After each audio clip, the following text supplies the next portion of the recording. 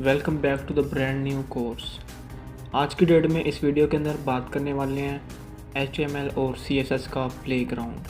अब प्लेग्राउंड का मतलब क्या है? HTML और CSS तो हम फ्रंट एंड बनाने के लिए वेबसाइट का सीख रहे हैं। तो अब HTML और CSS को स्टार्ट कैसे करना है, फ्रंट एंड बनाना कैसे, क्या चीज़ हमें रिक्वायर है। तो अगर आप HTML से फेमिलियर हो, CSS से फेमिलियर हो, अगर आप CSS और HTML के बारे में कुछ आपको पता है, तो आपको ये भी पता होगा कि ये एडिटर्स के थ्रू राइट करी जाती है। ये पाइथन की तरह नहीं है, पाइथन का अपना इंटरप्रेटर होता है। तो पाइथन इंटरप्रेटर होती है और ये एडिटर्स की मोहताज है। मोहताज समझ लें आप। तो प्लेग्राउंड में बात कर लेते हैं। हमें कोड एडिटर चाहिए, VS कोड, एटम कर सकते हैं, पाइथन कर सकते हैं। मैं आपको VS कोड यानी कि विजुअल स्टूडियो कोड इंस्टॉलर आपको रिकमेंड करता हूँ। तो आप कुछ और भी यूज़ कर सकते हो। तो ये होता है विजुअल स्टूडियो कोड। तो अभी ये लोड हो रहा है, जस्ट मैंने इसको इंस्टॉल किया। तो फर्स्ट टाइम ये थोड़ा सा टाइम लेता होता है। तो लास्ट वीडियो का ये डाटा पड़ा हुआ है कुछ। तो बात कर लेते प्लेग्राउंड के अंदर आता क्या है। प्लेग्राउंड में अब ये देख लें, ये बटन हैं, ये VS कोड के बटन हैं, और ये आप क्रोम को भी देख सकते हैं, ये उसके बटन हैं। बटन उसके साथ इसके टैग्स लगे हुए हैं।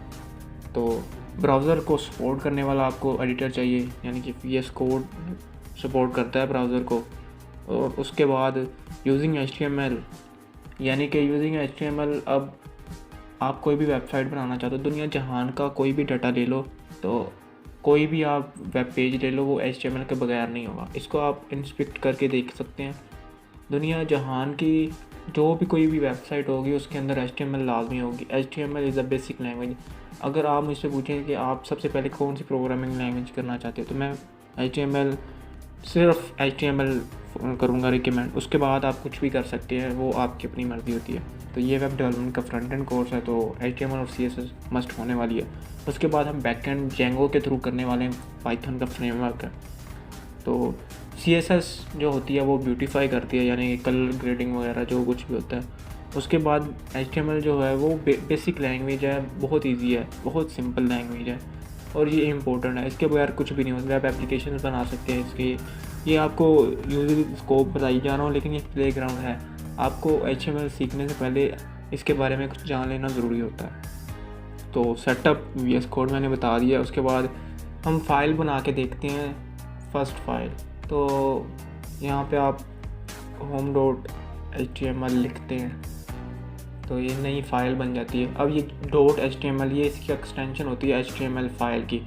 तो इसको अगर आप इस तरह करते हैं, शिफ्ट एंड देन आप इसको एक्सक्लेमेशन मार्क बोलते हो, देन ये खुद ही ऑटोमेटिकली रिकमेंड कर देगा। तो आप इस पर करते हैं, इसको थोड़ा बड़ा कर लेते हैं।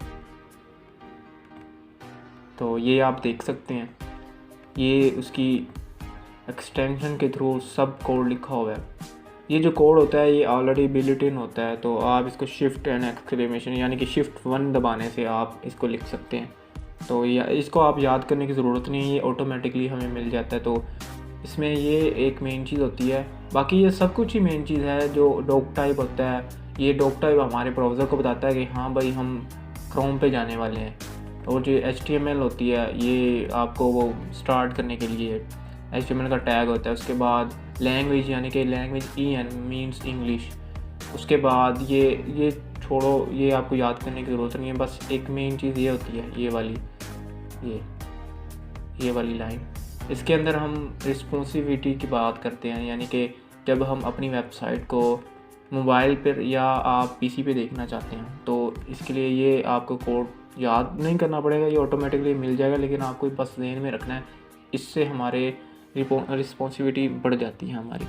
तो उसके बाद मैंने बना के दिखा दिया आपको। पहले मैं लास्ट वाला कोड मैं दोबारा से रन करके दिखा देता हूँ। तो यहाँ से इसका कॉपी पाथ कर लेते हैं और यहाँ पे आप पेस्ट कर दें। तो ये मैंने लास्ट टाइम बना के दिखाया था। तो ये जो है था मैं बना के दिखाया था मैंने। तो आई होप आपको प्लेग्राउंड अच्छा लगा होगा।